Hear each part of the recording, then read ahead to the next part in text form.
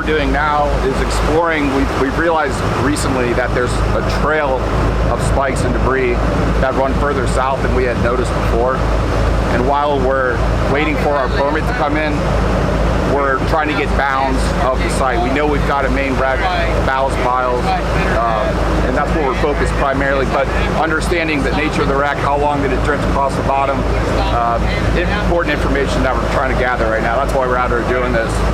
Hopefully dive on some new targets here soon.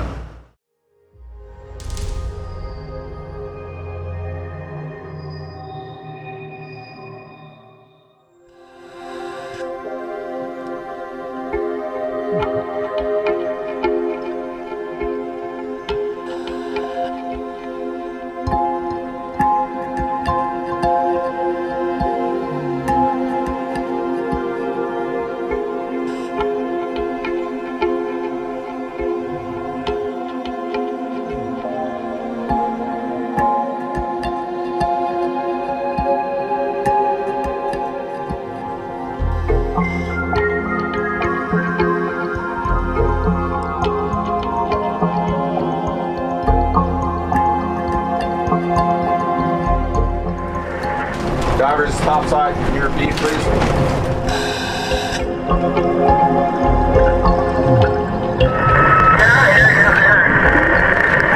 Jeff, Roger, how's it going down there?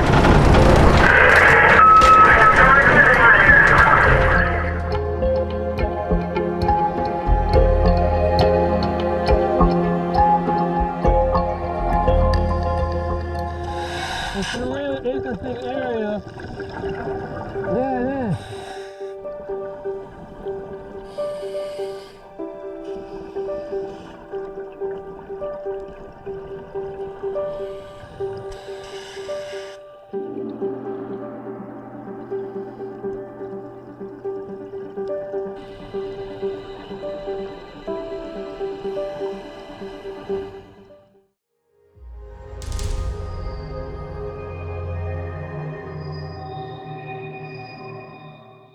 Speaking to the Teredo crust, this is an interesting, it's an environmental sample that can tell us a lot about the wreck, because these Teredo worms would infest the ship's hulls, and they would use lead sheathing and tar and pitch to try and keep these things out, because they didn't have them as ferociously in Spain, but in the New World, in the Caribbean, ship's worm is brutal.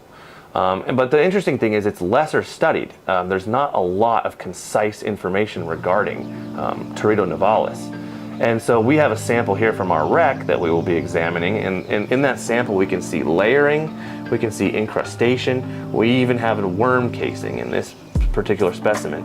And hopefully through thin sectioning and geological and benthic studies involving other professors and other minds in the field, we can hopefully figure out what this is going to tell us about our shipwreck.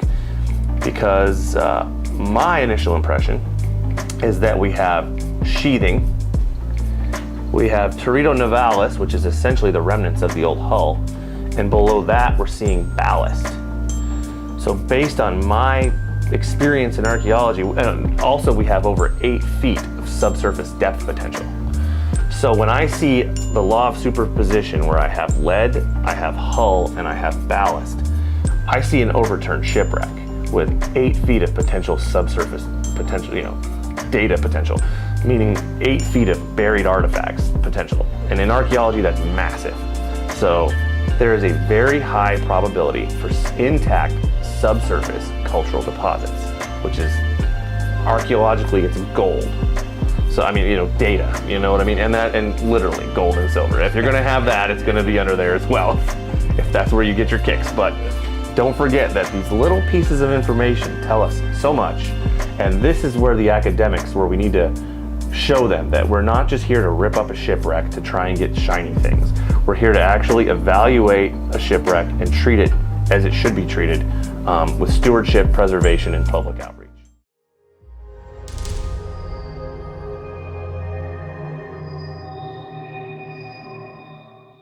Since I'd like to make the point that archaeology is archaeology. You have underwater archaeology, which is a sub-discipline, but archaeology is archaeology. So we'll use a terrestrial example since most of the world's resources are on land. Whenever you go to a site and you're, let's say, on survey for a project, a cultural resource project, let's say it's a highway, they're going to expand a highway. You find a new archaeological site, maybe let's say it's an artifact scatter, a prehistoric site, it would be chipped stone artifacts. So you come upon this site, you see chipped stone on the surface, and you then look at the environmental, morphology of the local landscape, and you say, where am I likely to find buried materials?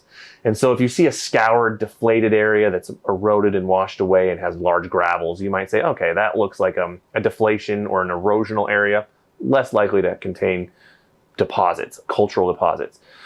But then you see a big cut bank with clear layers of sediment and maybe even a little charcoal coming out of that cut bank.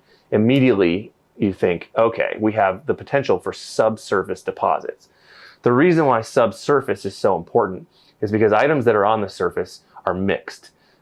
Rain, weather, in this case, current, storm action, move and redeposit these items. So they'll still tell you a rough story of the ship or the site, if you will, but the buried stuff is usually preserved. And so you can get a snapshot of a prehistoric campsite or a historic shipwreck, unlike, most sites.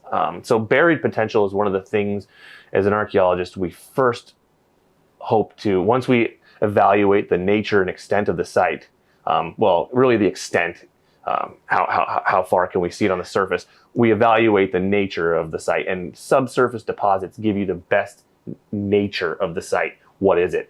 Because it's essentially a capsule.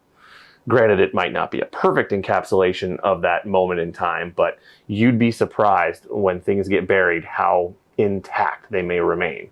There's prehistoric campsites that are 10, 12,000 years old because of their preservational environment, which was conducive to burying.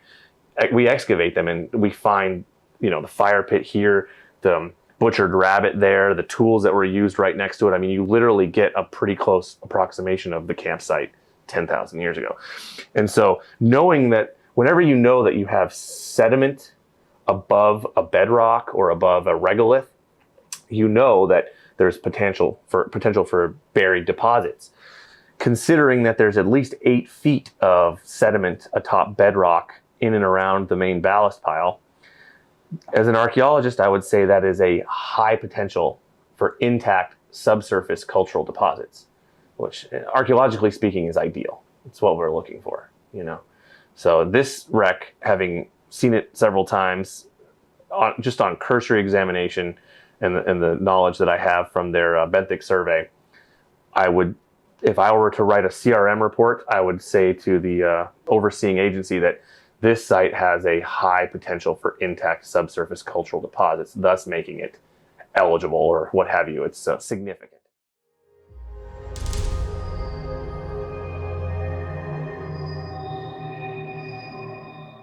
That's got to be a Cannonball. I believe that was sitting on the surface. That's awesome. I mean, a lot of it is. Yeah, there's a lot of stuff right on the surface. Right on the surface.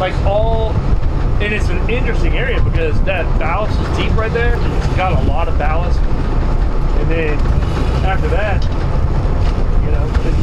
there's metal detector hits everywhere. Right? Really? It's just right there on the sand. Is that an area that we've been before? You've been? I mean, obviously I you've think seen we've it been yesterday. near there, as I think we might have been a little bit north of it. So it's a little to the south, but it's interesting. It's an area that's almost been. There was a couple tagged items, but there's a lot of stuff that's untagged. Probably a trail worth following right